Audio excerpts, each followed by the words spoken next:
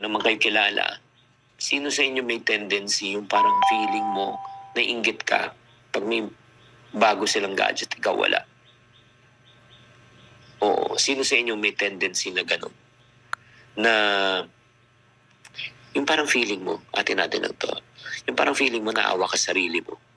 Pag may nakikita kang may bago sila, ikaw wala.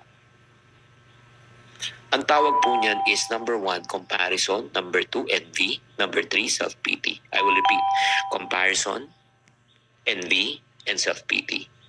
Kinukumpara mo sarili mo sa ibang tao, pagkatapos naiinggit ka sa ibang tao. Number 3, naawa ka sa sarili mo. And that is not healthy. Diba? Para sa mga taong walang issue sa ganun, this is not for you. Pero may mga iba, ganun po talaga. And I would like to share with you, talagang there's two school of thoughts talaga pagdating po sa mga gadgets. I was born in an era, pag ang gamit nasira, repair. Sapatos nasira, repair.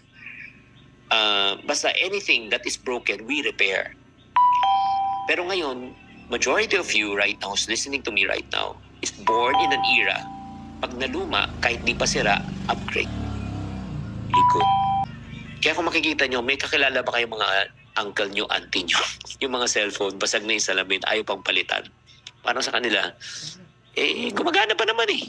Pero ikaw, awang-awa ka na. Masyado mo naman dinideprive ang sarili mo. Di ba? May kakilala ba kayong gano'n? Pakitype lang. May kakilala kayong mga gano'n. Ayla, ito yung doorbell, no? Ito may tinatape ako.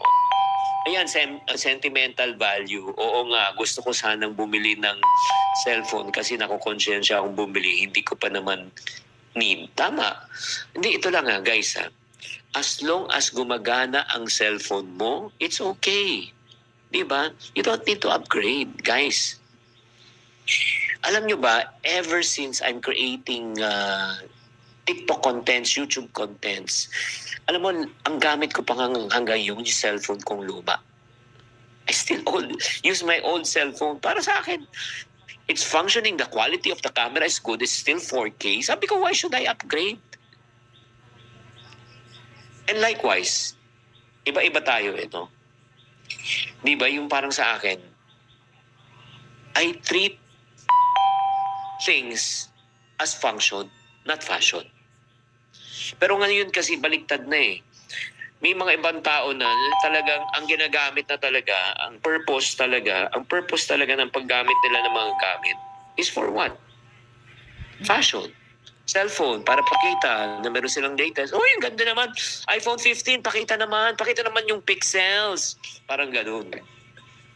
Diba? Sasakyan. Likewise. Alam mo, may sasakyan na ginagamit ko.